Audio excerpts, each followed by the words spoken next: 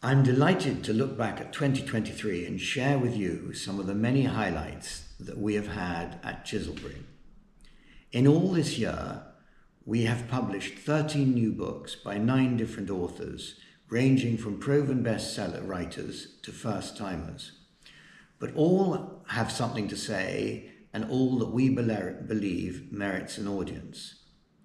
We had a busy start to the year, bringing out no less than 5 books in March.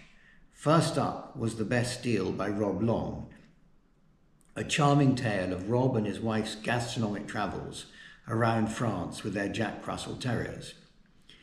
Next came The Vindicated Man by G.K. Beattie. This is a revenge and redemption western in the classic style, and it's the first step in the Barton Anderson series. Then came Dave Roberts' The Blunt End of the Grid, the author's tales of amateur motor racing, which was praised by motorsport as capturing the true spirit of a nation's grassroots. We then had the first of no less than 5 books from Chris Parker, Living in the Moment, The Sayings and Wisdom of Apaya Khan, a unique collection of over 360 inspirational quotes, as well as poetry and spiritual guidance from the apocryphal Middle Eastern mystic, martial artist and poet Apaya Khan. And the last new book that month was Not the Red Baron by Jeff Pridmore, telling the inspiring story of the life and death of Robin Bowes, one of the last great 20th century barnstormers, who died at the controls of his replica Red Baron Fokker DR-1 triplane. It is a book that appeals to those who look skywards at the sound of an aeroplane's engine passing overhead. April saw the publication of 2 more of Chris Parker's books. Firstly, The Celebrant, a story about people we don't see, which is about a mystic medium's hunt for a killer. And secondly, we brought out a new compendium of Chris's thought-provoking poetry, The City Fox and Others in Our Community, and you can watch a video of him reading that on our website. In August, we issued Chris's Monk, the first book in his Dark Steps series, and we have the next book in this series, The Protector, coming out early in 2024. Monk is best described as a sort of Dan Brown meets Jack Reacher. Fast forward to the 1st of October, when we published 3 new major books on a single day. In alphabetical order, A Faithful Spy by award-winning author and former Financial Times correspondent Jimmy Burns. It's the groundbreaking biography of Walter Bell, a former MI5 and MI6 agent, described by Sir Richard Dearlove, former head of MI6, as an important book, and which won rave reviews in the holy grail of the literary world, the Times Literary Supplement, as well as across the UK, the United States, and even as far afield as Kenya.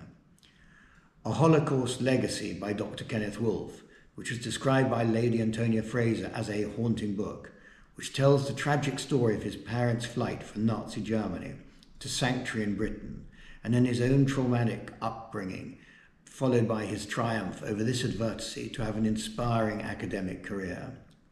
Conversations with My Dog, the final Chris Parker book of the year, is a science-based practical and philosophical guide to improving communication and audio influence. It will make you smile at the simple and humorous way Sam the dog helps you understand the serious points.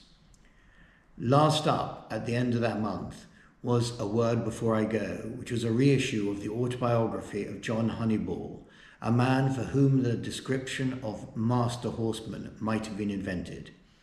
It is of particular personal interest that John was the man who is credited in taming the Dickler, a charismatic but notoriously difficult horse whose win at a point-to-point in the late 1960s sparked my own interest in horse racing, and I well remember following his fantastic career avidly to a peak with a hard-fought victory in the Cheltenham Gold Cup.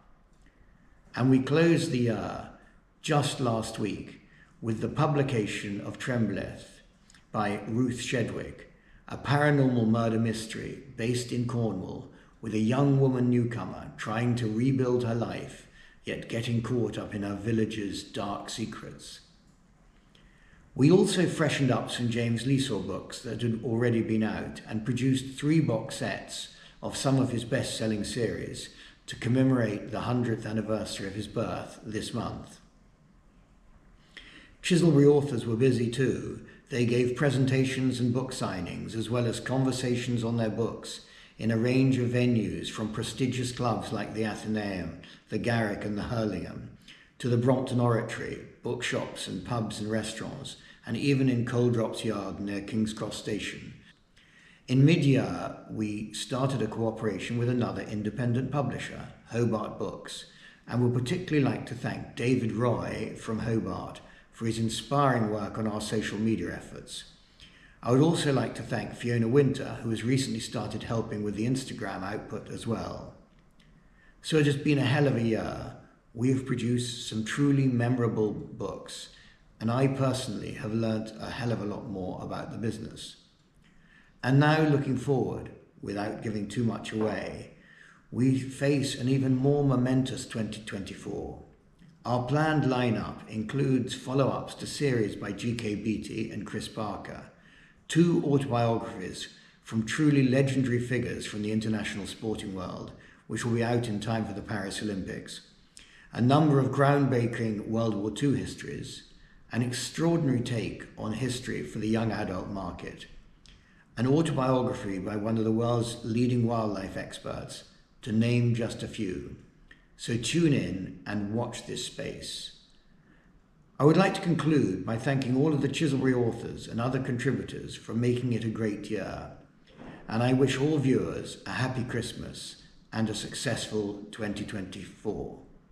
Thank you.